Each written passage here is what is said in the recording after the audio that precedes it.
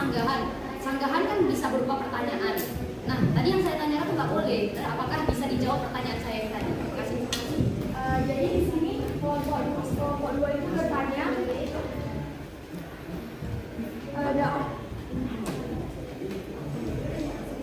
apa tantangan dalam berdakwah di era sekarang dan bagaimana cara menanganinya. Jadi tadi kami kebetulan baru menjawab tantangannya doang, kami belum menjelaskan bagaimana cara menanganinya. Jadi karena mereka tadi bertanya dan masih relevan dengan pertanyaan yang tadi mereka tanyakan dan kami merasa belum menjelaskan akan jawaban dari pertanyaan yang mereka tanyakan tadi tentang bagaimana solusinya. Jadi kami menerima pertanyaan itu dan menjawabnya gitu. Apakah bisa dipahami, Kak? Berarti kalau sanggahan itu hanya berupa pernyataan, bukan pertanyaan.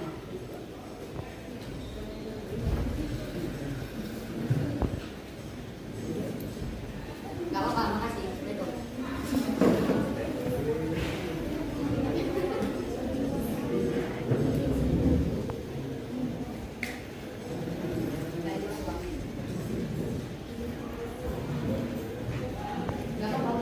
Oke, mohon maaf untuk kami ulang. Oke, jangan memanas, jangan memanas. Ya, memang itu kalau diskusi panas, tapi untuk satu tujuan ya. Tadi memang saya katakan kalau kita sudah bertanya, kita sudah dijawab pertanyaan kita, mungkin kita kan nggak puas kan. Nah, ketidakpuasan kita atas jawaban dari penyanyi itu jangan menimbulkan pertanyaan. Tentang media sosial pasti kebanyakan tuh menyampaikan tentang nilai-nilai agama. Nah, dakwah itu kan tidak hanya terlalu menjual nilai agama yang sering lihat di sosmed gitu. Kalau kita menyampaikan kebaikan ya kayak ayo sholat gitu, itu kan nilai kebaikan dalam pada masyarakat gitu, misalnya kehidupan sehari-hari. Yang pastinya itu nggak ada di media sosial gitu. Jadi ternyata ya bagaimana solusi dari hambatan yang pastinya dakwah secara langsung, misalnya pada teman atau pada jamaah langsung di media sosial. Pasti orang-orang yang kita ada di kebaikan itu pasti merasa kayak rasanya gak usah menasihatin deh, gak usah sok ini deh, Allah gitu. Jadi gimana cara kita mengatasi masalah tersebut dalam berdakwah secara langsung yang berkait dengan nilai kebaikan dalam kehidupan sehari-hari.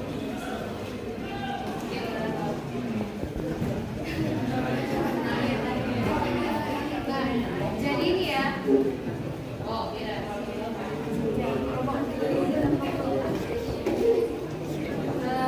Pada kelompok 2 bisa dikatakan. Nah, jadi dakwah itu kan prosesnya bertahap. Nah, seperti contoh tadi, seperti mengajak sholat. Kalau yang diajak sholat ini nggak mau, ya kita perlahan-lahan kita mengajaknya. Pasti kan dia akan lama-lama itu jadi luluh hatinya, kayak lama kita ngajak dia, ayo sholat, berkatanya, ngapain kamu berencana aku sholat suci kali, misalnya.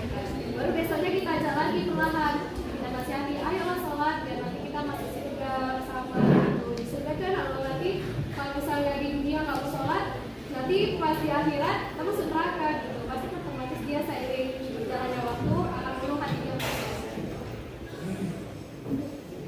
Ada tambahan dari Miftah tadi? Boleh, silakan Miftah. Lebih ngomongin isi hari aja. Itu dengan dikemas menjadi sebuah hal yang lebih menarik, bisa dimulai dari medsos dan kayak beberapa aplikasi yang digunakan di kehidupan sehari-hari.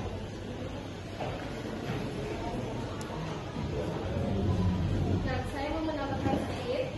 Nah, jadi cara yang efisiensi dalam berdakwah untuk sekarang ini itu kita bisa melalui media sosial.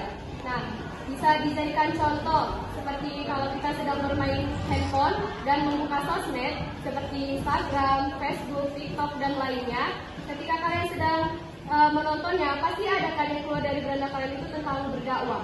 Ada seperti ustadz-ustadz yang lagi ceramah, terus ceramah singkatnya itu ada yang diposting di media sosial. Baru juga sekarang ada juga yang ustadz lagi ceramah, itu dia sambil live TikTok dan bisa disaksikan oleh seluruh Indonesia bahkan. Nah, jadi itu adalah cara yang efisiensi dalam berdakwah sekarang ini. Kalau cuma berdakwah di satu tempat, pasti yang mendengarkan kan hanya satu tempat di situ saja kan. di medsos ini, kita bisa yang mendengar itu bisa seluruh Indonesia, bahkan di luar negeri pun mungkin bisa melihat. Nah, itu bisa mempengaruhi hati manusia yang melihatnya untuk berubah menjadi lebih baik lagi. Baik, itu tadi pertanyaan yang bisa kami paparkan dan pertanyaan dari teman juga. Apakah ada tambahan? Cukup, terima kasih. Terima kasih.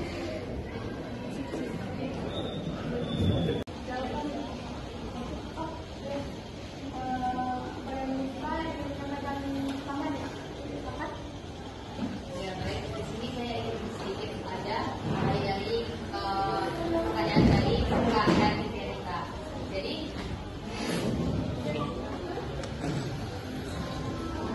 Jadi tadi kan bertanya tentang hambatan sebagai seorang pendakwah.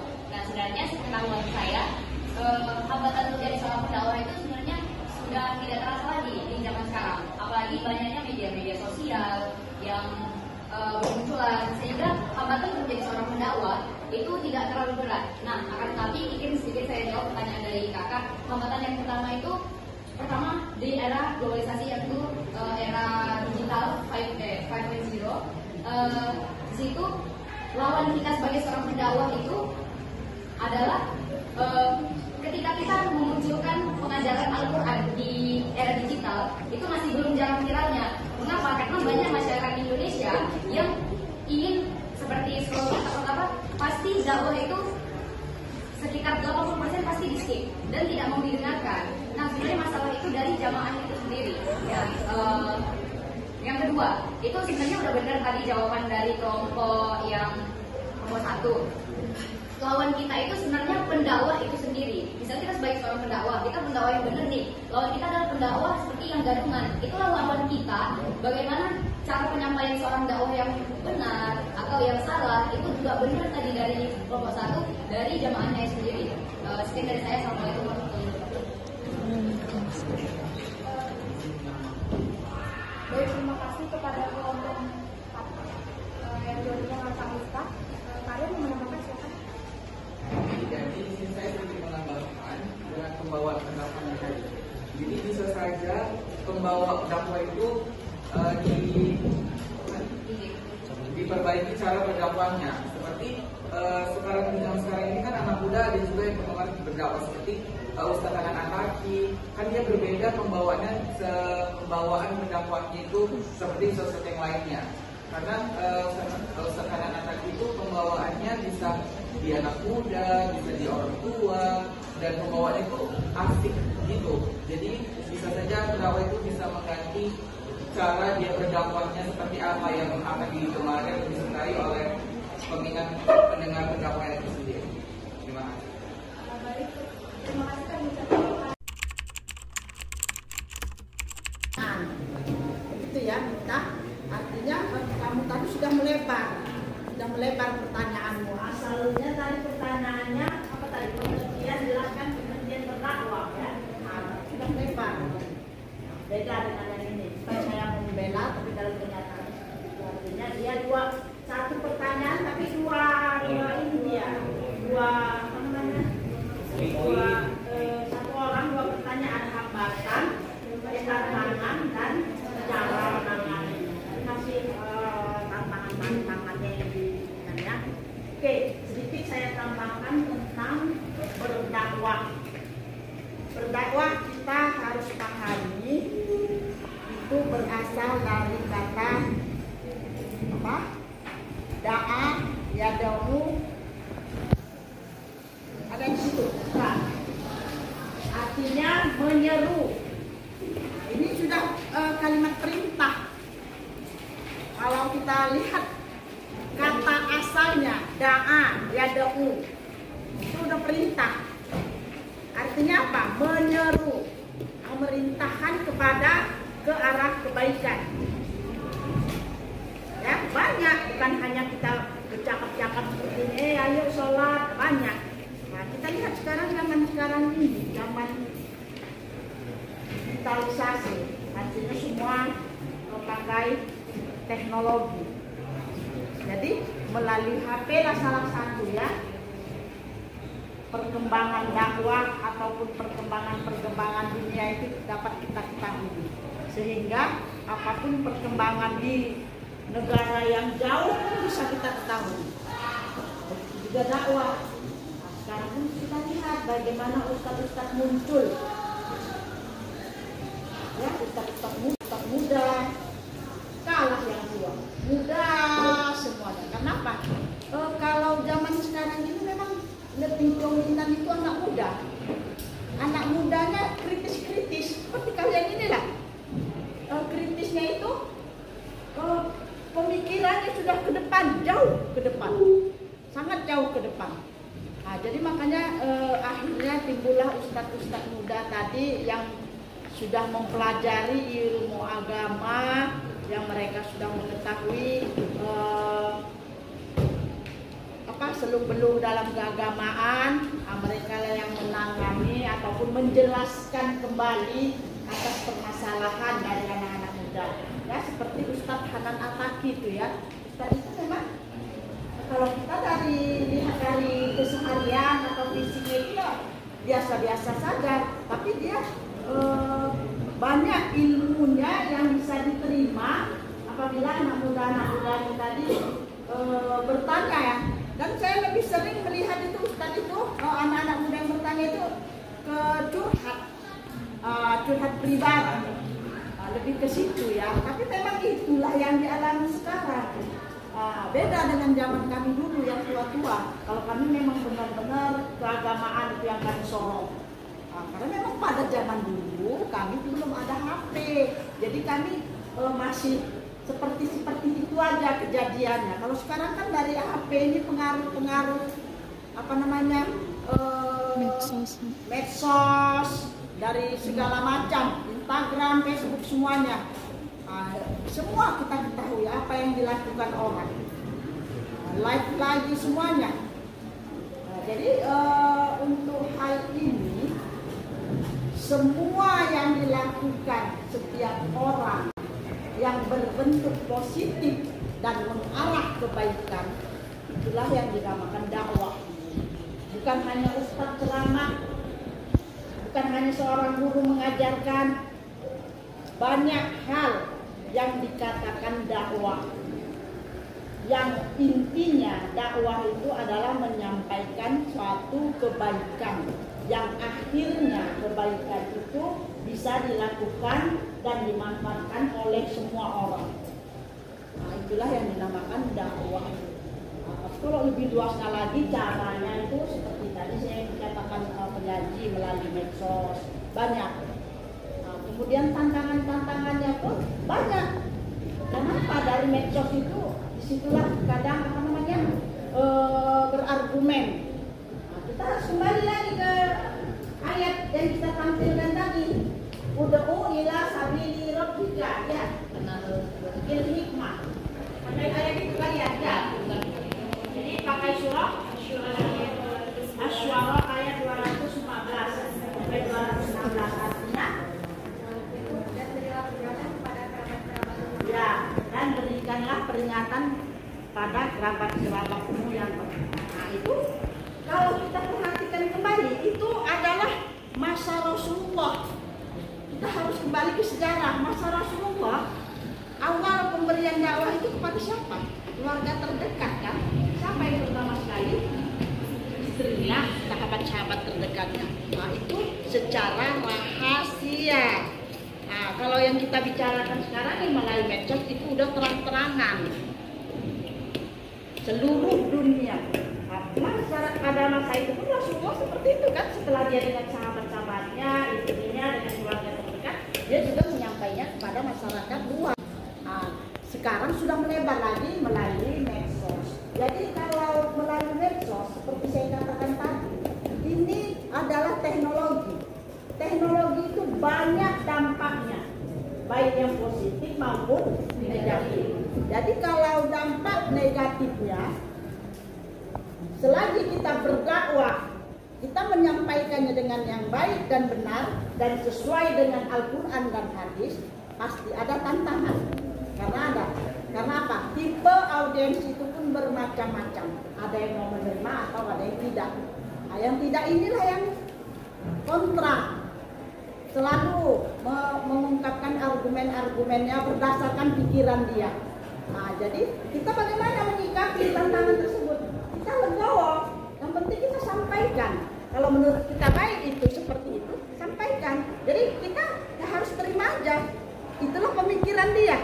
Dia mau terima dengan pendapat kita, alhamdulillah. Kalau tidak, jangan dilawan dengan kekerasan. Kan juga dikatakan dalam surah An-Nahl 125, berdebatlah, tetapi jangan menimbulkan perdebatan yang sengit. Seperti kita diskusi seperti ini, kita tetap diskusi dengan satu tujuan, mencapai satu kesepakatan. Nah, jadi intinya berdakwah zaman sekarang ini yang penuh dengan hambatan dan tantangan, kita harus pandai menyikapinya dan juga menanganinya dengan baik sesuai dengan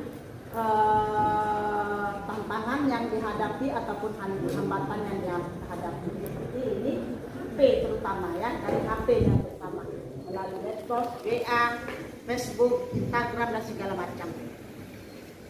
Saya rasa Baik, kita lewat 5 menit. terima kasih kami ucapkan kepada Ibu dan teman-teman. Kami juga mohon maaf apabila ada kekurangan dari presentasi kami kali ini, baik itu dari materi atau juga yang dipaparkan. Sekian dari kami. Terima kasih banyak. Assalamualaikum warahmatullahi wabarakatuh.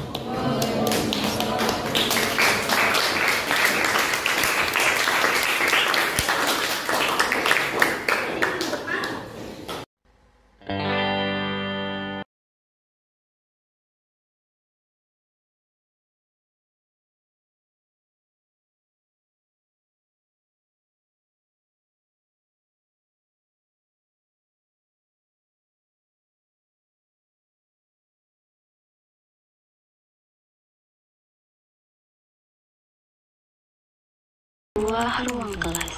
Saat itu, ujian sedang berlangsung. Sekumpulan siswa-siswi sedang menjalankan ujian mereka. Mereka mengerjakan ujian dengan cara yang berbeda-beda.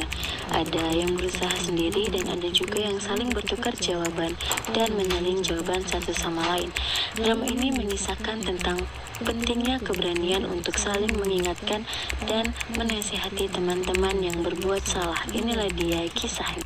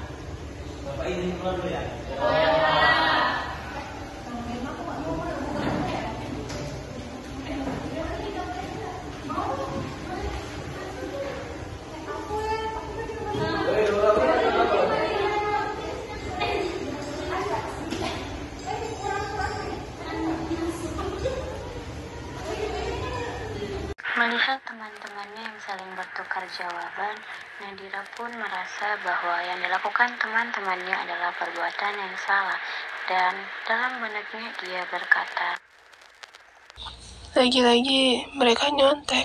Nggak seharusnya mereka terus-terusan nyontek kayak gini. Tapi kalau aku kasih tahu, pasti mereka bakal marah.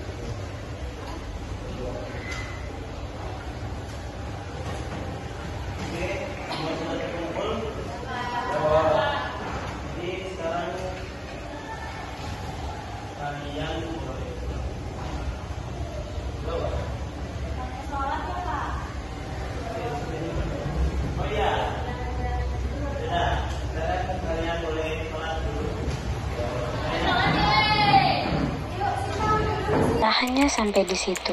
Saat azan zuhur berkumandang, sekumpulan siswa-siswi sedang bersiap-siap untuk melaksanakan kewajiban mereka. Namun berbeda dengan dua siswi. Mereka enggan untuk melaksanakan sholat, padahal teman-teman yang lainnya sudah mengajak dan mengingatkan mereka untuk melaksanakan sholat.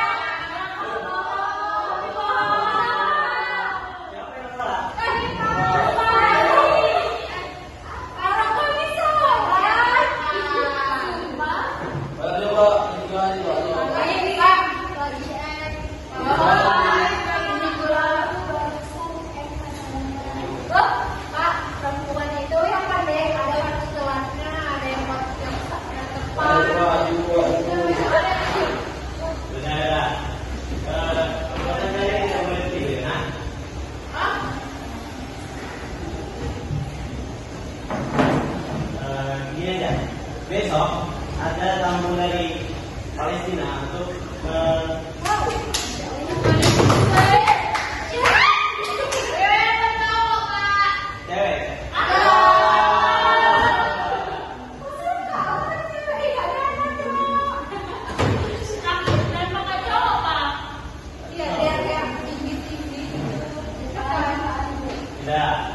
jadi bisa ada ustazah untuk memberikan pesan untuk kalian. Temanya tentang dakwah. Dakwah? Pak, berarti besok masuk kayak jam biasa? Ya, seperti biasa. Tapi kalian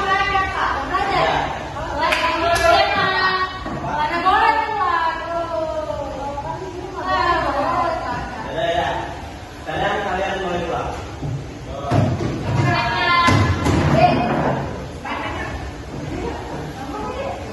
Semuanya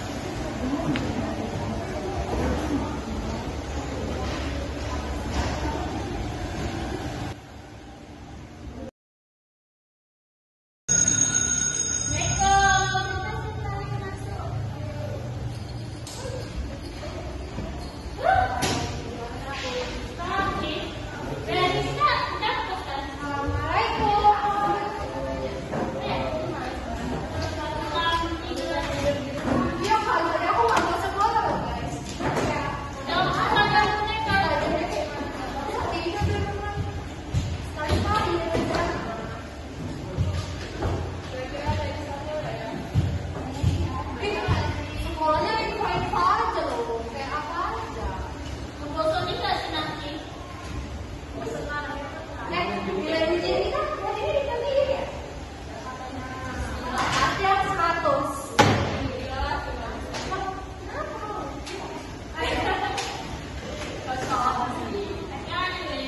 Selamat kemana, nak?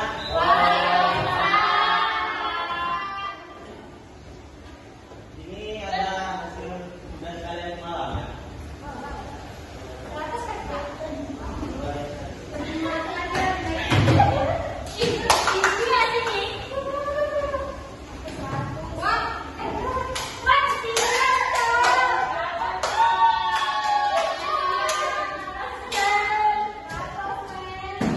Oh iya, anak. Kenapa nilai kalian semua bagus? Tadi kan kalau tuh belajar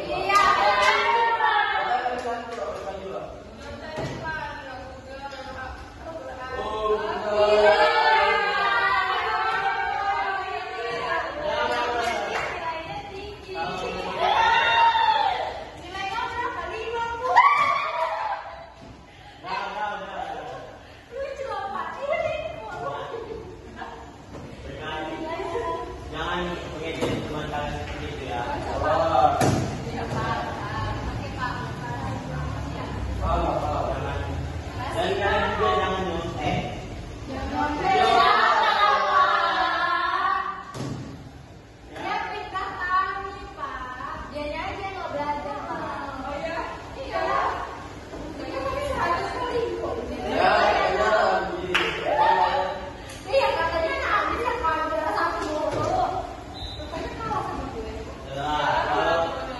Kalau tidak ada yang nyontek atau ada yang nyontek, berusaha kalian mengerjakannya dengan jujur, dengan kerja keras sendiri, jangan nyontek.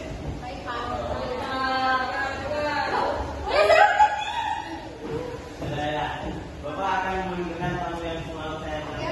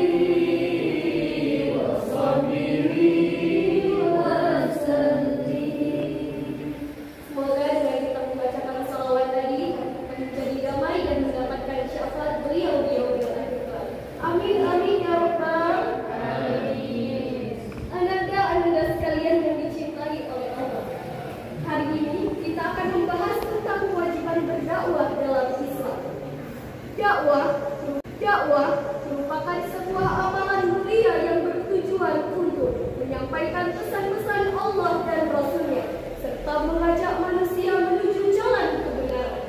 Kewajiban berdakwah tidak hanya terbatas oleh para ulama atau pendakwah profesional, akan tetapi kewajiban berdakwah merupakan tanggung jawab setiap muslim. Sebagaimana dijelaskan di dalam Al-Quran surah An-Nahl ayat 125 yang berbunyi,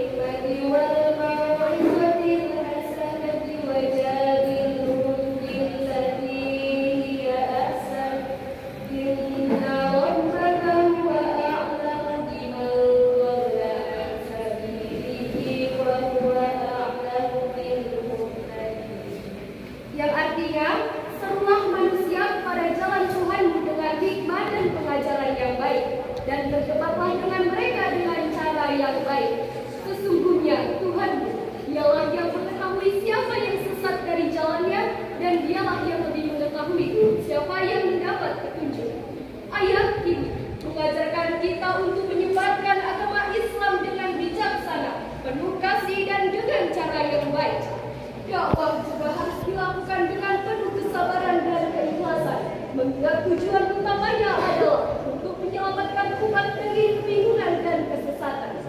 Rasulullah SAW juga menekankan pentingnya berdakwah dalam sabdanya, sampaikanlah dariku walau satu ayat. Hadis riwayat Bukhari. Ini menunjukkan bahwa setiap dari kita memiliki tanggung jawab untuk menyampaikan kebenaran sekecil apapun itu. Dari penjelasan saya tadi, adakah yang ingin bertanya? Silakan. Siapa nama kamu?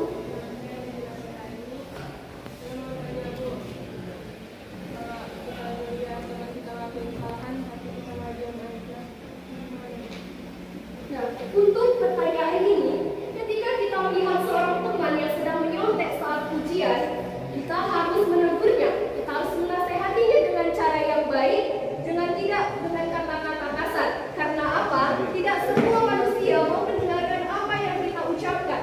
Jadi, ketika kita menasehatinya, kalau dia tidak mau mendengarkan kita, setidaknya kita sudah memperingatkannya untuk tidak berbuat seperti ini. Gimana Nabila? Namun semuanya, dakwah tidaklah hanya tentang lisan, akan tetapi juga melalui perilaku kita sehari-hari.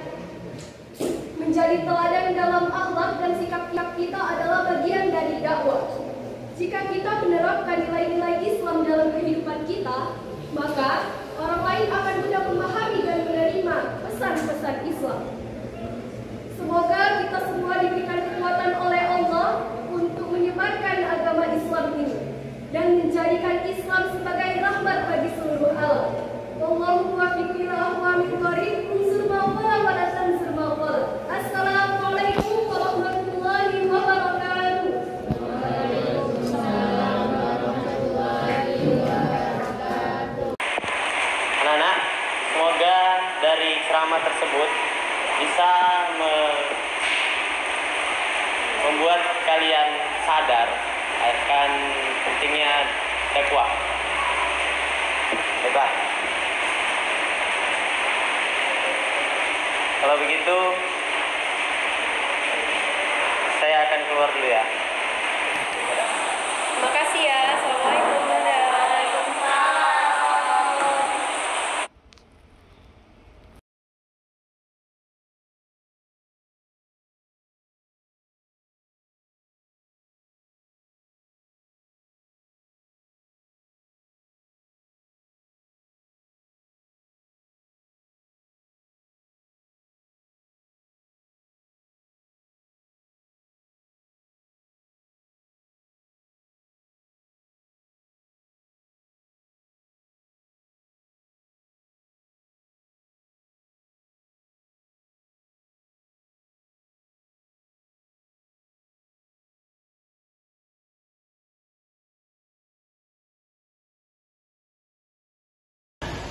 Semoga dari ceramah tersebut bisa membuat kalian sadar akan pentingnya dakwah.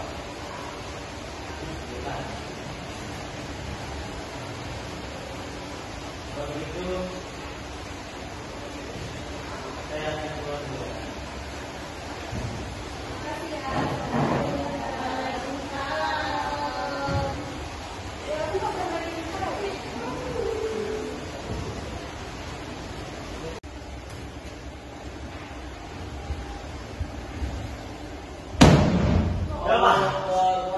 Kenapa kamu mainan kelihatannya? Bos kamu juga lagi. Kenapa main HP? Yang itu saja didengarkan ceramah tadi. Coba dulu sekarang masuk lagi, Pak. Bisa, Pak. Tak lupa, Pak. Jujur pagi-pagi apa boleh, Pak? Ini Jadi penyakit ya Pak. ya. Bapaknya berdua di sini Pak.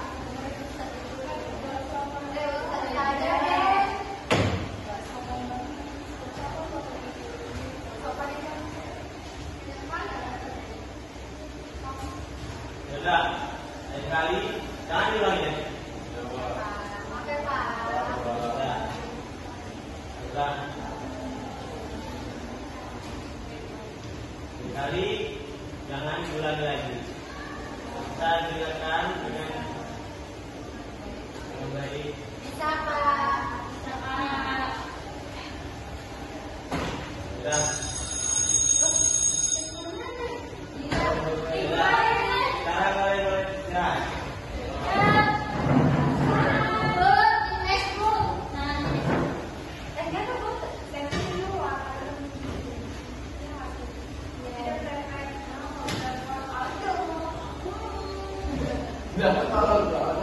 Tadi dijelasin berapa coba?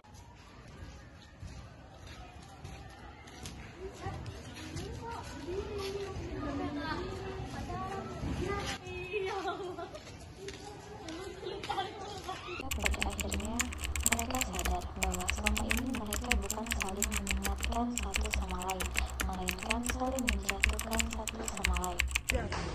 Assalamualaikum warahmatullahi wabarakatuh. Demikianlah penampilan kreasi dari kelompok 1 dengan tema kewajiban berdakwah. Adapun kesimpulan dari penampilan tadi adalah dakwah merupakan kegiatan yang biasa dilakukan oleh pengemban dakwah, ustadz dan ulama. Namun, pelajar seperti kita juga bisa melakukan dakwah dengan dimulai dari lingkungan sekitar seperti di sekolah dan di rumah. Tetapi, dalam berdakwah juga harus mengedepankan etika dengan menggunakan kata yang baik dan tidak menyinggung orang lain. Sekian dari kami. Wassalamualaikum warahmatullahi wabarakatuh. Bye-bye.